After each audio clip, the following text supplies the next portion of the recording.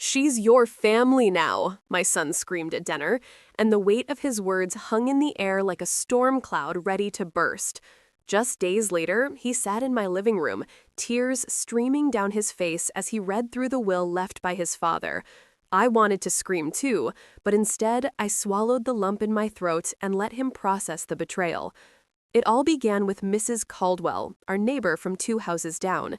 She was the sort of woman who noticed everything, her sharp eyes always glancing from her window to the world outside. One Tuesday evening, she knocked on my door, her expression grave. "Emily, dear, I think you should know that I've seen some unfamiliar faces at your house. Every Tuesday at the same time. It seemed odd," she warned, concern etched in her features. I thanked her, but brushed it off, not wanting to believe that my life, my family, could be so tainted by deceit. Mark, my husband, had always been charming, full of love and laughter. I thought we had a solid marriage, built on trust and shared dreams. But Mrs. Caldwell's warnings gnawed at my gut, her words echoing in my mind with every passing day. Determined to find out the truth without causing an uproar, I took matters into my own hands. I asked my friend Sarah for help. "I need a hidden camera, just for a few weeks," I confessed one afternoon over coffee. "I think Mark might be hiding something."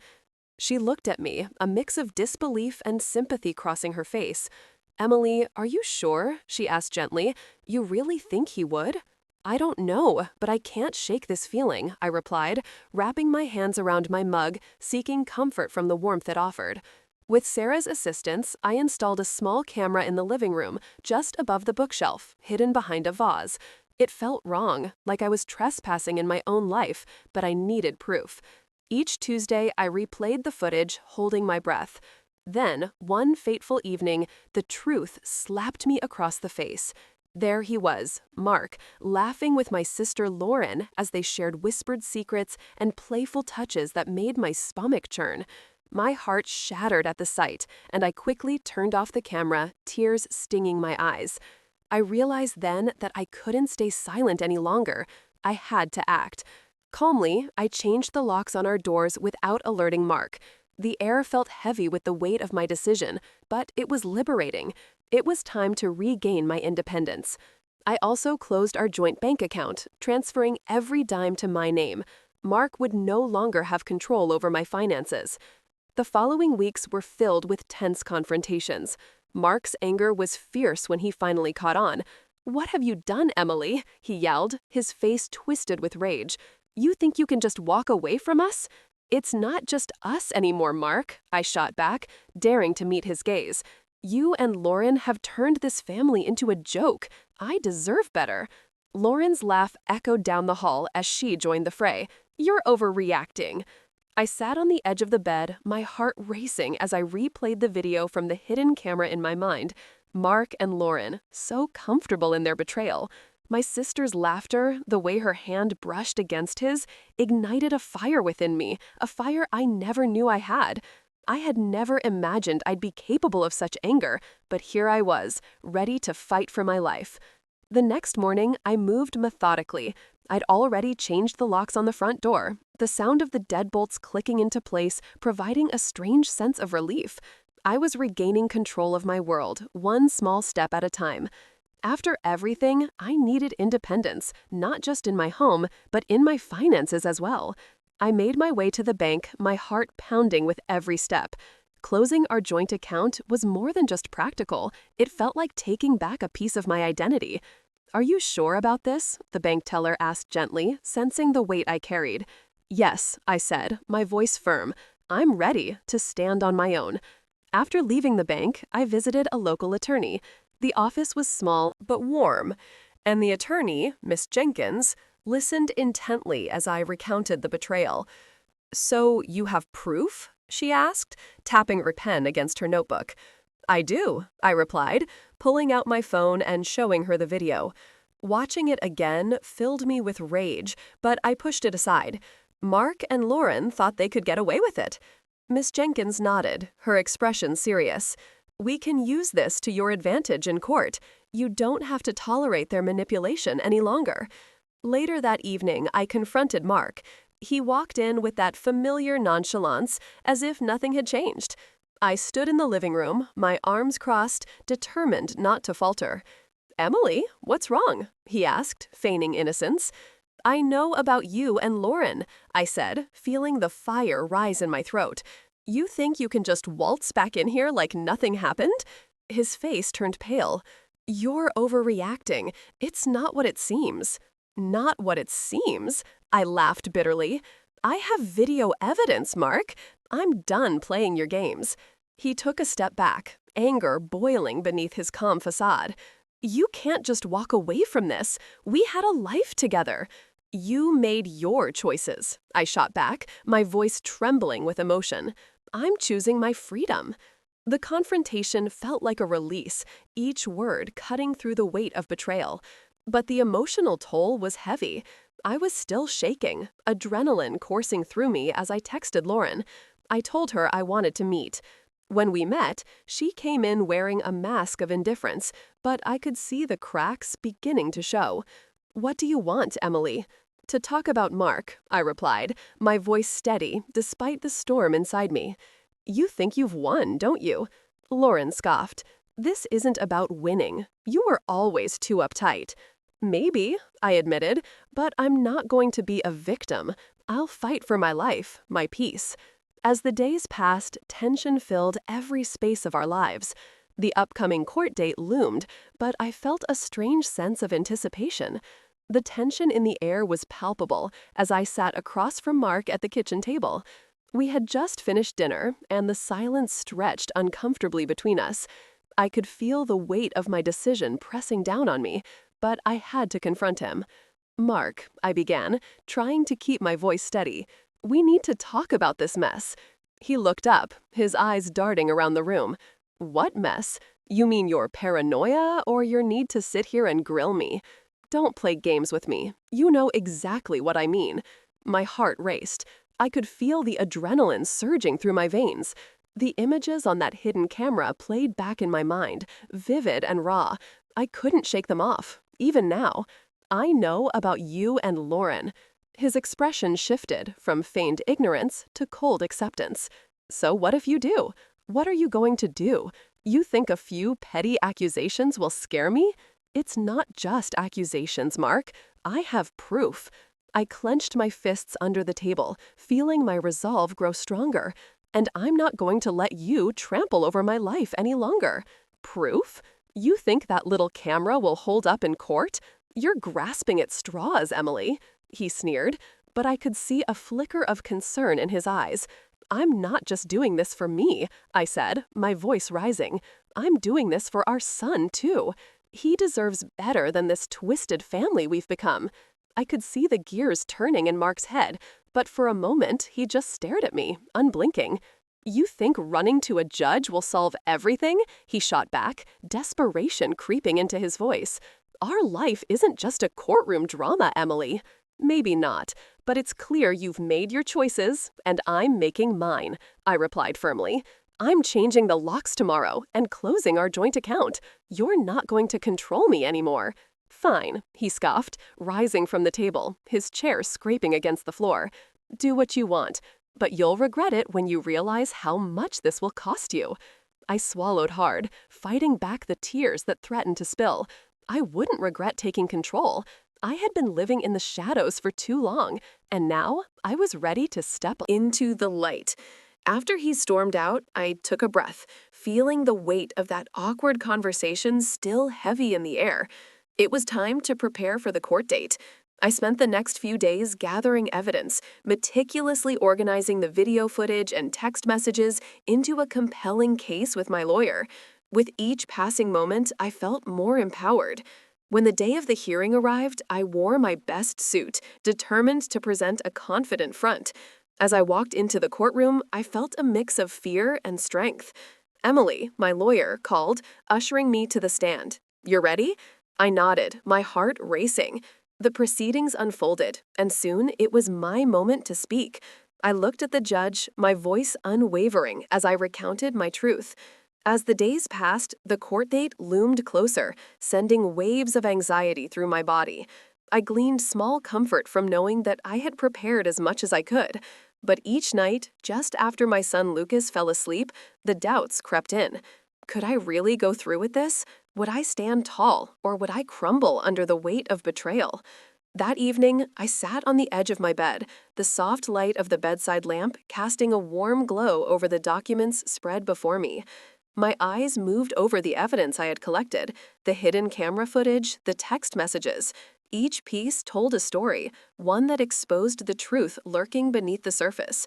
I wanted to be strong for Lucas. I had to be. With a deep breath, I picked up my phone and called my attorney. I just wanted to confirm everything for tomorrow, I said, trying to keep my voice steady. Emily, you've done everything right. You have the evidence, and we're going to present it clearly. Just remember to breathe, she responded, her tone supportive. I hung up, the weight on my chest lightening slightly. The next day, I would walk into that courtroom, bearing the truth like armor. When I arrived, I saw Mark outside, talking animatedly with Lauren. My heart raced as I remembered how I had once laughed with them about little things, how I had trusted them both. Now, they felt like strangers in a story that had gone terribly wrong. Emily, called my attorney, waving me over. Let's go over the plan one more time. I nodded, trying to shake the nervous energy buzzing inside me. What if he tries to twist things around? Just stick to the facts. You're not alone in this, she assured.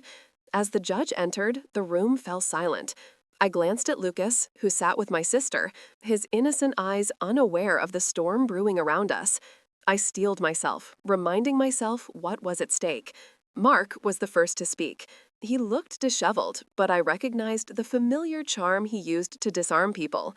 "I never meant to hurt anyone," he began, his voice smooth. "This is all a misunderstanding." "Misunderstanding?" I interrupted, my voice firm.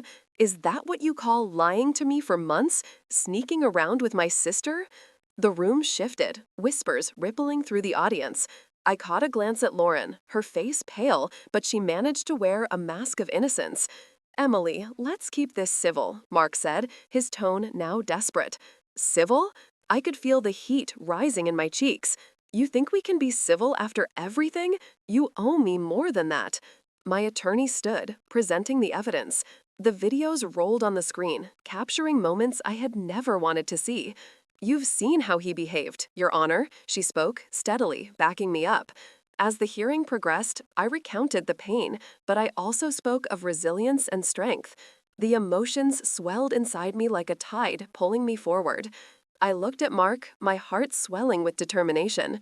Finally, as the judge called for a recess, I felt something within me shift. Once the courtroom settled into a heavy silence, I felt the weight of countless eyes on me. Clutching my notes tightly, I took a deep breath. This was the moment I had been preparing for, not just for myself, but for every woman who had ever felt alone and betrayed. "Your Honor," I began, my voice steady despite the trembling in my hands. "I stand here today not just to seek justice for my own pain, but to shed light on a betrayal that runs deeper than infidelity. What my husband, Mark, and my sister, Lauren, did to me was an act of deception that shook the very foundation of my life." Mark sat across from me, fidgeting, his jaw clenched. I could see the denial in his eyes. He had always been good at playing the victim, but today it was all unraveling. The attorney for the opposing side stood, ready to poke holes in my story. I knew they would try to paint me as unstable, desperate, but I was neither. "I have evidence," I continued, my heart pounding. "Footage that shows not just the affair, but the manipulation, the lies that destroyed our family. I never wanted this for my life. I never wanted to hurt anyone, but I can no longer allow myself to be the silent victim." I gestured toward the screen where the footage would play. The room hushed, and I could hear my heartbeat echoing in my ears. It was a simple recording, but it encapsulated everything. The intimacy of their betrayal, their laughter over shared secrets meant for me. As the video rolled, I saw Mark lean in closer to Lauren, whispering sweet nothings, his hand grazing her arm. I couldn't bear to see it play out, but I had to. This was my moment to reclaim my narrative. The courtroom was thick with tension. I glanced at the judge, who watched intently. When the video ended, I took another steadying breath and turned back to the judge. "This is not just about cheating," I said, my voice rising slightly. "This is about the trust they shattered, the family they tore apart." I was left to pick up the pieces of my heart while they carried on as if nothing had happened. Mark's attorney stood, ready with his rebuttal. "Your Honor, the defendant has no grounds for this claim. Emily is simply reacting out of spite and emotional turmoil." "Spite?" I interjected, unable to hold back. "This is about survival. This is about taking back control of my life after they made me feel like I was worthless." I closed our joint bank account, not out of spite, but because I needed to be independent. I changed the locks to my home, not to shut anyone out, but to protect myself from further betrayal. Mark's face reddened, and for a fleeting moment, I saw a shadow of regret in his eyes. Maybe he realized what he had lost, or maybe he was just sorry he got caught. "Emily," I heard my attorney say softly, urging me to refocus, stay on track. "This is about the facts." Nodding, I continued, "I want this court to recognize that I am not the villain in this story. I had the right to feel safe in my own home. I had the right to expect honesty from those I loved." As the judge wrapped up the proceedings, I felt a mix of relief and apprehension. I had spent so much energy fighting against the tide of betrayal that had swept me away. The courtroom had become a battleground, but I was not just the wounded party. I was a warrior reclaiming my life. "You think you can just walk away from this, Emily?" Mark's voice cut through the air like a knife. His expression was a twisted blend of anger and disbelief. I had presented the evidence clearly. The video footage from the hidden camera I had installed showed him with Lauren, sharing whispered secrets in the shadows. Now it was his turn to face the truth. "Walk away?" I replied, my voice steady despite the tumult inside me. "You took so much from me, Mark. You won't take my strength, too." The courtroom, filled with spectators, felt strangely small. I was thankful for the support of my friends, who sat behind me, their solidarity wrapping around me like a shield. Mark glanced nervously at Lauren, who sat slumped in her chair, her face pale. I would not let her play the victim here. The betrayal ran deep, and her part in this twisted lie would not go unnoticed. "She doesn't have to do this," Lauren whispered to Mark, barely audible but laced with desperation. I couldn't help but smirk. "Oh, but I do. This is for every woman who has ever been pushed aside, who has felt her voice stifled." I watched as realization dawned on the faces of the spectators. I was no longer just a character in a tragedy. I was the author of my story.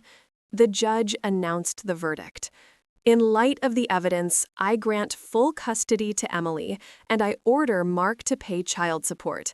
This court does not tolerate betrayal within families, especially those that exploit trust." Cheers erupted from my friends. Tears blurred my vision as I let the words sink in. I was free. I had fought hard, not just for my rights, but for the right to be seen, to be heard. After the hearing, I stepped into the sunlight, the warm rays embracing me like an old friend. The burden on my shoulders dissipated. I turned to my friends. "I can't believe it. It's finally over." "You did it, Emily," one of them exclaimed, wrapping me in a tight hug. "You showed him."